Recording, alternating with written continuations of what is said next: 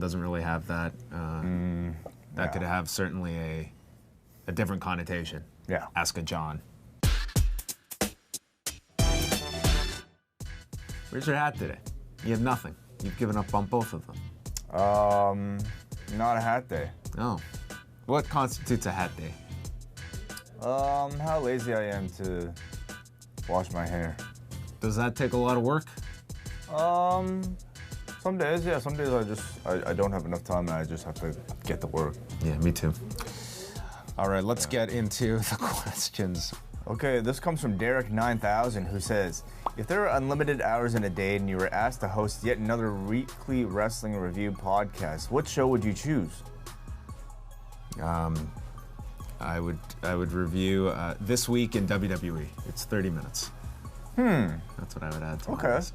I would definitely love to review some of the WWE Network shows. I feel like I get my fill of wrestling. I get my fill of wrestling matches. I like all the kind of extra programming. A lot of people don't care for it, but I like a lot of the, I would even be willing to review this Edge and Christian show once a week if I had to do it. I'm doing the Total Divas review for the Raw Report, and there's nothing stopping you, Wei. We will dedicate as much time as you want. Well, I mean, I actually enjoy watching some of these shows, and I even if they're bad, I like talking about them. So I contemplated watching the Edge and Christian show, and just couldn't. No, I would say the clips they have chosen to represent that show have worked in the opposite fashion for myself.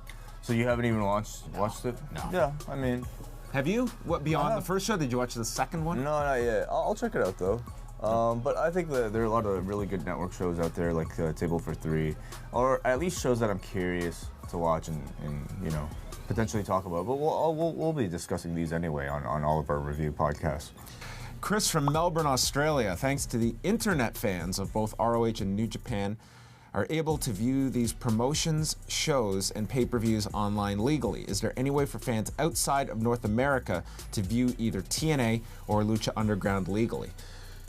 TNA has many international deals, but if you fall into one of the countries that does not, there is no, I guess, legal way to watch Lucha Underground or Impact if you're in an area that doesn't have a television deal. So yeah, you do have to go through alternative means, though I believe Lucha Underground is working to curb that, and that should probably be to their best interest. I mean, here in Canada, it's a perfect example. We don't get the El Rey network. TLN is airing season 1, so the only way to keep up with this is to find it alternatively. I'd be more than happy to give Lucha Underground's platform my view by going to watch it there, but that's not an option. And do you think those companies mind piracy outside of their market? No, I don't think you should. If there's no other means to follow your product, why would you want to just shut your product out to an audience that just does not have the capabilities to do so? So that's the only way to follow the product, and by the time they can set up something, I'm sure they'll migrate to your platform or watch it if you can strike a deal in their geographical location. So we're recommending people to pirate away.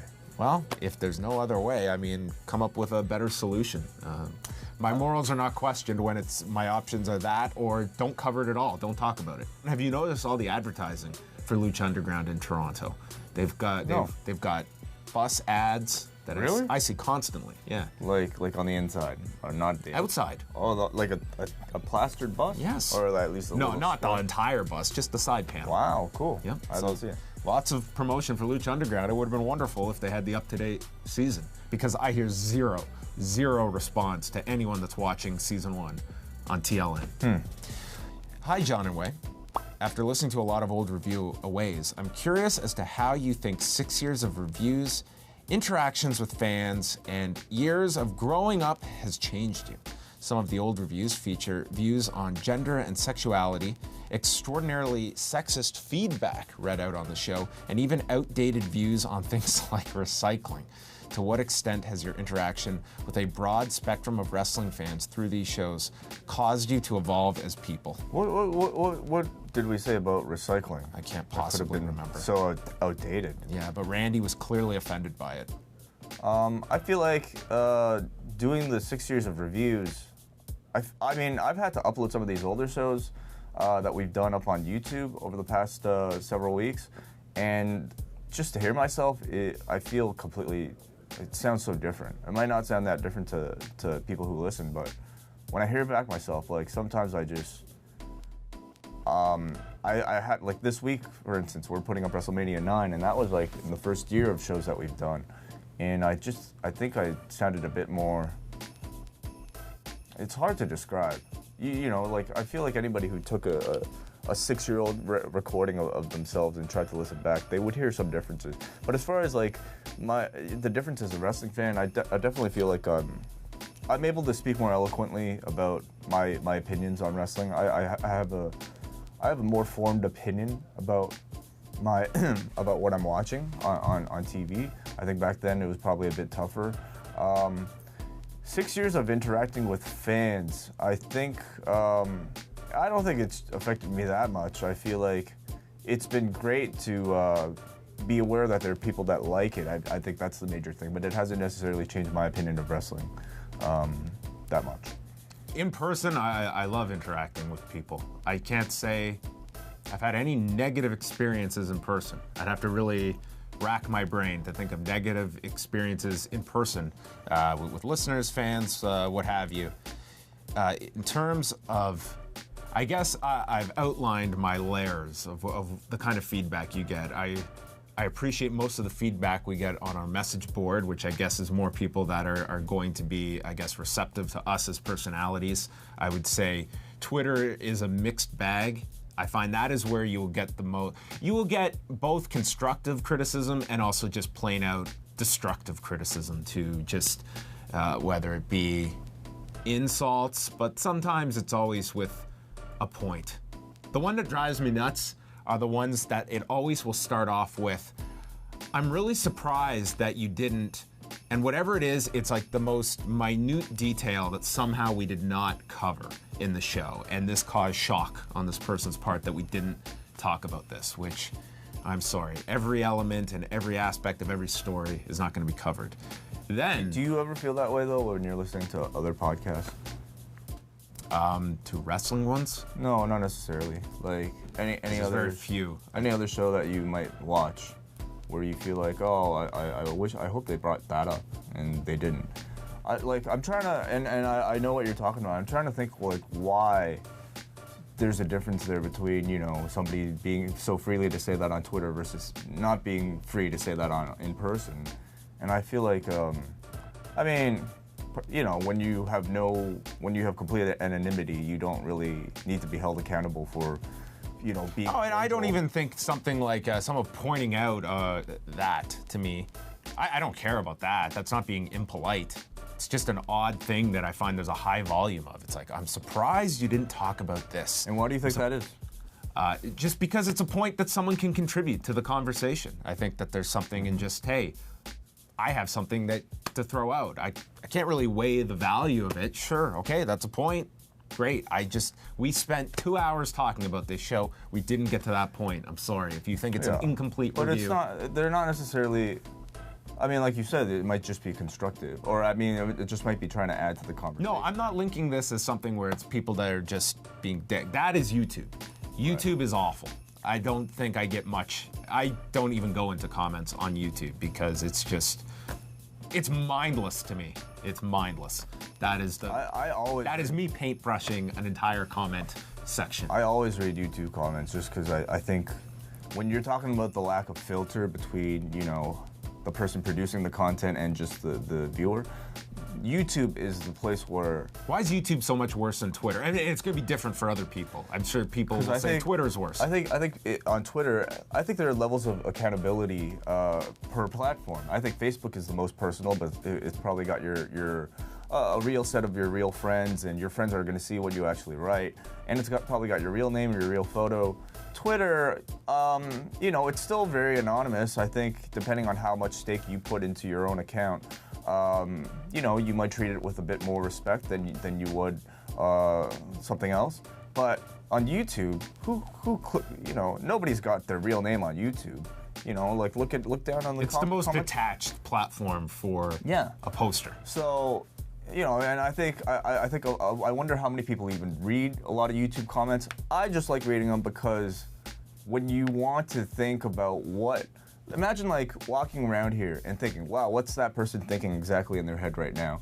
And you know, this person would be probably otherwise completely afraid to say it in person, but on YouTube, there's no filter. Everything that they're actually thinking is just there, whether good or bad. And you know, often it's funny too. So I just find that it's also the visual component. You're attached to a video where to me it's the laziest way to attack an argument is to defer to how this person looks, how this person comes. It's just that's the easiest way to go with a video. Someone who you might disagree with, it's okay. Attack. It's juvenile, and it's that's it. It's funny, but YouTube kind of lends itself to that when you're putting yourself in that kind of form. Yeah, I'm not saying like, you know, I don't think it's, if you're gonna try to debate some real political issues or things that actually matter, YouTube might not be the best forum, but I feel like there's a place for it, you know, for this like kind of dark room where anything goes. Well, okay. You can enjoy the YouTube comments. I'm not the... Post, let us know. Yeah. Tell us what you think of our faces. Sure. Down below. Hey guys, what championship belt do you think looks the best? All time? All time. Okay, let's say current and all time. Okay, current and all time.